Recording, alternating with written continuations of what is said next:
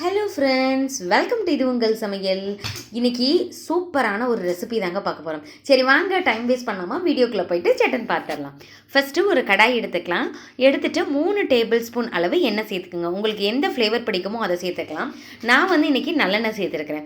நல்லா காஞ்சதுக்கப்புறம் ஒரு 5 பல் பூண்டை நல்லா லைட்டாக இந்த மாதிரி தின்னாக இருக்க மாதிரி, லேஸாக இருக்கிற மாதிரி கட் பண்ணி இதில் சேர்த்துக்கலாம். பூண்டோட ஃப்ளேவர் வந்து சூப்பராக இருக்கும். அதை நல்லா வந்து வதக்கி விட்டுட்டே இருங்க. கலர் வந்து லைட்டாக சேஞ்ச் ஆகும். ஸ்மெல் வர வரைக்கும் அதுக்கப்புறம் ஒரே ஒரு பெரிய வெங்காயம் அதையும் இதில் சேர்க்க போகிறோம். ஒரு வெங்காயம் போதும், குட்டி குட்டியாக கட் பண்ணி அதையும் சேர்த்துட்டு நல்லா இதோட நல்லா வதக்கிடலாம். இது வந்து ப்ரௌன் கலர் ஆகணும் அப்படின்னு அவசியம் இல்லை. லைட்டாக அதை வதக்கி விட்டுட்டே இருங்க. ரொம்ப வெங்காயம் போட்டாலும் அதோட டேஸ்ட்டே மாற்றிடும். அதனால் ஒரு வெங்காயம் வந்து இந்த இதுக்கு சரியாக இருக்கும். ஓரளவுக்கு இது நல்லா வதங்கிடுச்சு. இந்த ஸ்டேஜில் வந்து பார்த்திங்கன்னா தக்காளி இருக்கு இல்லையா, அதை நம்ம கட் பண்ணி எடுத்துக்கலாம். ஒரு வெங்காயத்துக்கு 4 தக்காளி அப்படிங்கிறது சரியாக இருக்குங்க. நான் ஏற்கனவே கட் பண்ணி எடுத்து வச்சுருக்கிறேன் பாருங்களேன். இப்போ 4 தக்காளி ஓரளவுக்கு ரொம்ப சிறுசாகவும் இல்லை பெருசாகவும் இல்லை, ஓரளவுக்கு மீடியமாக இருக்குது. இதை நம்ம சேர்த்துட்டு நல்லா அதோடு சேர்த்து வதக்க போகிறோம். இது கூட வந்து பார்த்திங்கன்னா இன்னும் நிறையா ஸ்பைசஸ் எல்லாமே சேர்க்க போகிறோம். இப்போ லைட்டாக வதக்கி விடுங்க. இந்த டிஷ் வந்து நீங்கள் நறுக்கியும் செய்யலாம். தக்காளியை வந்து மிக்ஸி ஜாரில் போட்டு அரைச்சிட்டு அதுக்கப்புறம் இது கூட சேர்த்தாலும் அதுவும் டேஸ்ட்டு ரொம்ப நல்லாயிருக்கும். இப்போ பாருங்களேன், இதுக்கு வதங்கிறதுக்கு நம்ம உப்பு சேர்த்துக்கலாம். மல்லித்தூள் 1 டீஸ்பூன் சேர்த்துக்கங்க. காரத்துக்கு தகுந்தாப்பில் மிளகாய்த்தூள் சேர்த்துக்கலாம். நான் 1 டீஸ்பூன் மல்லித்தூளும் சேர்த்தாச்சு. மிளகாய்த்தூள் வந்து நான் ஒரு 3/4 டீஸ்பூன் சேர்த்துக்கிறேன். இது நல்லா காரமாக இருக்கும், அதனால தான். கரம் மசாலா ஒரு 3/4 டீஸ்பூன் சேர்த்துக்கங்க.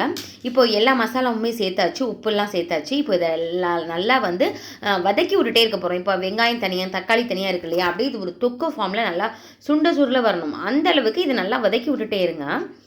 இப்போ ஓரளவுக்கு வந்து பார்த்திங்கன்னா இருக்குது. இதை வந்து மூடி வச்சிட்டோம் அப்படின்னா அதில் இருக்கிற தண்ணியே வந்து உங்களுக்கு வந்து மிக்ஸ் ஆகிறதுக்கு வசதியாக இருக்கும். இப்போ மூடி போட்டு ஒரு 7 நிமிஷத்துக்கு இதை அப்படியே விட்டுடலாம். இப்போ எடுத்து பார்க்கலாம் எந்த அளவுக்கு இது மிக்ஸ் ஆகிருக்கு அப்படின்னு சொல்லிட்டு.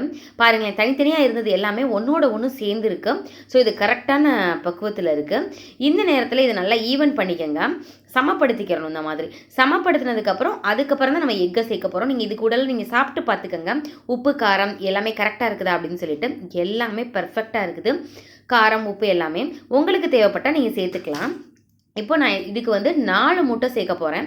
இதுக்கு எந்த இடத்துல நம்ம சேர்க்குறோமோ அந்த இடத்துல லைட்டாக மட்டும் இந்த மாதிரி பண்ணிக்கோங்க. இது வந்து ஒரு பேஸ் ஃபார்ம் ஆகிறதுக்கு வசதியாக இருக்கும். அதுக்காக தான் கீழே வந்து ஒரு லேயர் மாதிரி இது பண்ணுறதுக்கு வசதியாக இருக்கும். முட்டையை எடுத்துகிட்டு எந்த இடத்துல நீங்கள் ஓட்டை போட்டிருக்கீங்களோ அந்த இடத்துல கரெக்டாக அதை வந்து உடச்சி ஊற்றிடுங்க. நம்ம வந்து மசாலாவுக்கு மட்டும்தான் உப்பு காரம் எல்லாம் சேர்த்துருக்குறோம். முட்டைக்கு வந்து உப்போ காரமோ எதுவுமே சேர்க்கலாம்.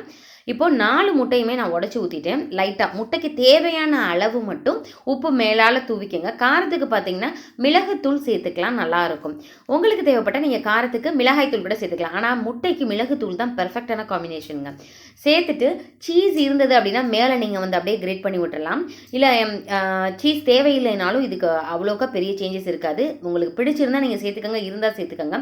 இல்லை கொத்தமல்லி தழை தூவுறதுனாலும் நல்லா தான் இருக்கும். நல்லா மீடியம் ஃப்ளேமில் வச்சுக்கோங்க. நான் வந்து இப்போ லோ ஃப்ளேமில் தான் வச்சுருக்கிறேன். இதுக்கு மேலே வந்து இந்த ஸ்லைஸ் சீஸ் இருக்கும் இல்லையா, அந்த இதை நான் வந்து சேர்த்துக்கிறேன். இது வந்து ஒரு ஃப்ளேவருக்காக டேஸ்ட்டுக்காக நான் சேர்த்துருக்கிறேன். இருந்தால் நீங்கள் சேர்த்துக்கோங்க, இல்லைன்னா ஒன்றும் அந்தளவுக்கு அவசியம் கிடையாது.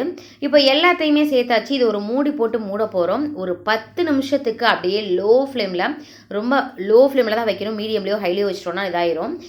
லோ ஃப்ளேமில் வச்சு அப்படியே மூடி போட்டு மூடி வச்சிட்டோன்னா முட்டை எல்லாமே நல்லா வெந்துடும், சீஸ் எல்லாமே நல்லா உருகிடும். நீங்கள் மொசரல்லா சீஸ் போட்டிருந்தீங்க அப்படின்னா உங்களுக்கு அப்படியே பீஸாவில் வர மாதிரி நூலாம் வரும். இது வந்து சாதா சீஸ் தான்.